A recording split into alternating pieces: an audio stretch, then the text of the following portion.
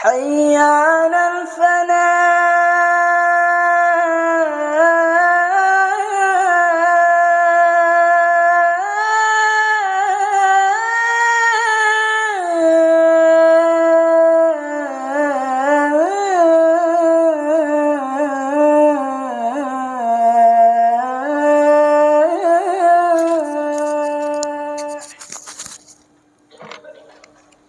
أعوذ بالله من الشيطان الرجيم بسم الله الرحمن الرحيم السلام عليكم ورحمة الله وبركاته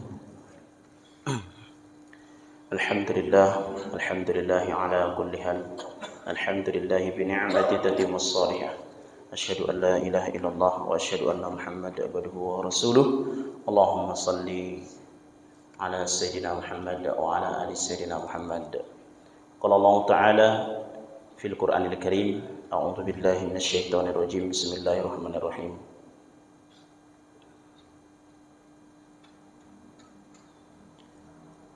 يا أيها الذين آمنوا اتقوا الله حق تقاته ولا تموتن إلا وأنتم مسلمون. Bapak Ibu hadirin para jamaah salat zuhur yang semoga dirahmati Allah Subhanahu wa taala. Berikutnya kita membahas yang berkaitan dengan puasa. Pembahasan seterusnya adalah hal-hal atau uzur seseorang yang membolehkan dia untuk tidak berpuasa. Ada beberapa poin. Pertama kita bahas, yakni yang pertama itu seseorang boleh dia untuk tidak berpuasa karena haid ataupun nifas. Kita lihat Imam Nawawi rahimahullah ta'ala menjelaskan pada jilid yang ke-7 ini halaman 307. Qala al-musannif rahimahullah ta'ala wa ammal haid wan nifasa fala yajibu alaihim shaum.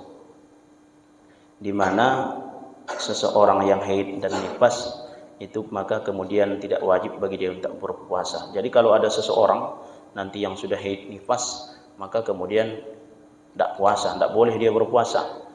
Tapi di lain waktu nanti dia mengqadha atau mengganti puasanya itu. Berapa puasanya yang tinggal itu selama dia haid dan nifas, maka kemudian nanti di lain waktu dia qadha, dia ganti puasanya. Nah, ini kita sudah ketahui bersama. Yang pertama, uzur yang pertama adalah karena haid dan nifas. Yang kedua adalah apa? Yang kedua adalah musafir. Kalau ada seseorang yang musafir, maka kemudian boleh dia untuk tidak berpuasa. Tapi musafirnya ini diatur pula. Kita lihat pendapat Imam Nawawi rahimahullah ta'ala halaman 317 ini. La yajuzul fitru fi Ramadan fi safari maksiatin bila khilafin. Jadi dia musafir, lalu kemudian musafirnya itu maksiat, maka kemudian itu tidak boleh untuk tidak puasa dia. Artinya begini, dia musafir, dia ingin berangkat ke satu tempat, tapi tujuannya maksiat, maka itu tidak boleh.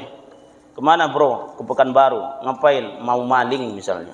Kemana? Ke Pekanbaru. Ngapain? Ada narkoba mau diambil. Kan perjalanannya itu berarti perjalanan maksiat. Maka kemudian ini tidak boleh.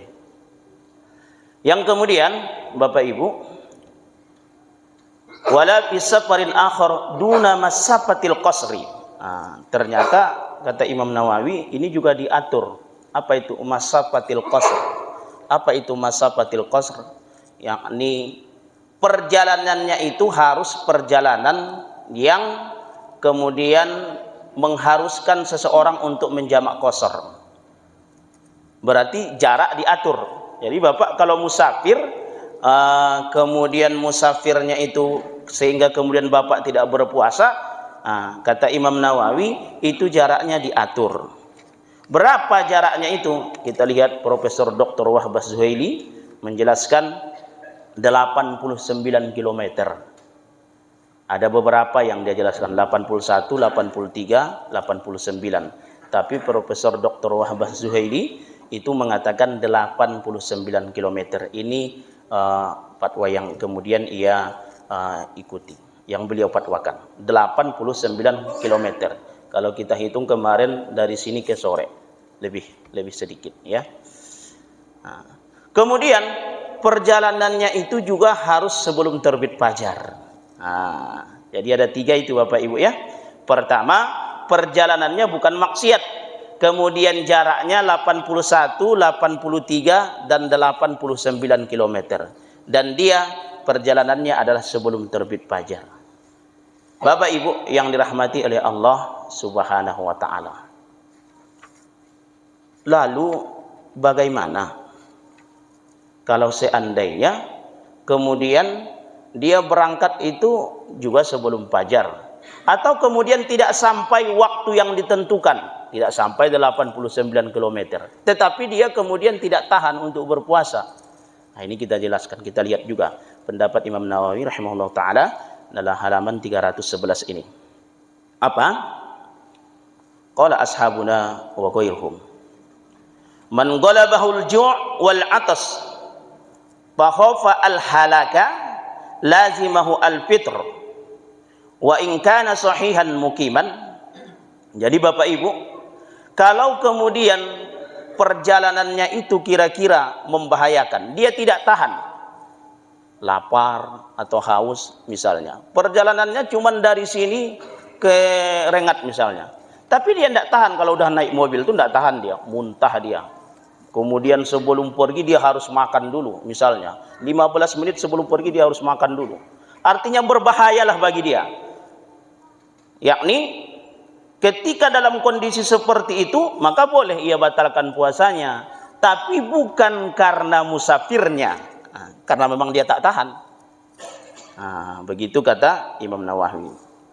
Pendapat kata Imam Syafi'i yang dikutip oleh Imam Nawawi. Ayatnya apa?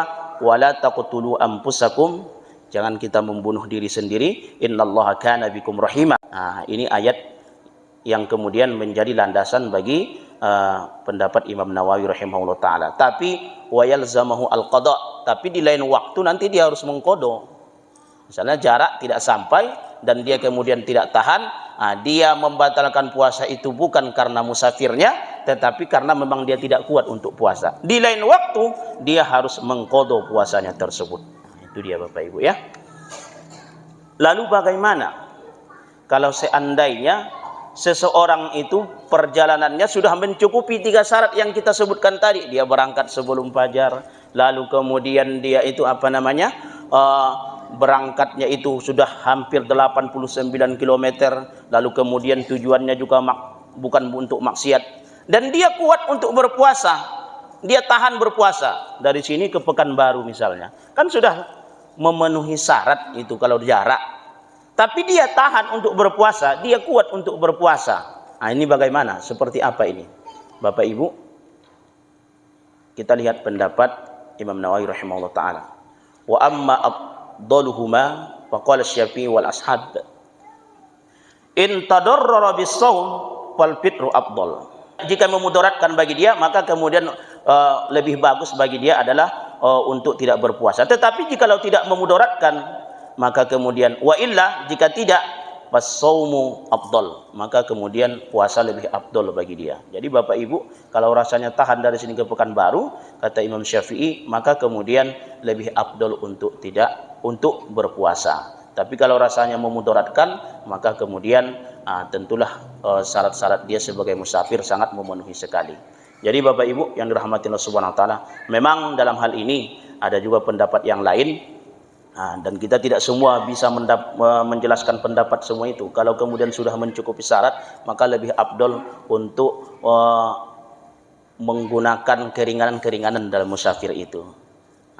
Bapak Ibu yang dirahmati Rasulullah, dan ini juga terjadi kepada para sahabat dengan jarak-jarak yang tertentu. Sahabat ada yang mengqashar salat, kemudian sahabat yang lain ada yang begitu masuk waktu kemudian dia langsung salat. Dan ini keduanya adalah ya beberapa pendapat di ulama tentang itu. Jadi apa kesimpulan kita pada kesempatan kali ini? udzur syar'i yang menyebabkan seseorang untuk tidak berpuasa, dua yang baru kita jelaskan. Pertama karena haid dan nifas, yang kedua karena musafir. Dan musafirnya itu diatur sudah kita jelaskan pada pertemuan yang lewat dan waktu yang baru ini. Mohon maaf atas segala kesalahan. Kita tutup dengan doa. Subhanakallahumma bihamdika asyhadu an la ilaha illa anta astaghfiruka wa atubu ilaik. Wassalamualaikum warahmatullahi wabarakatuh.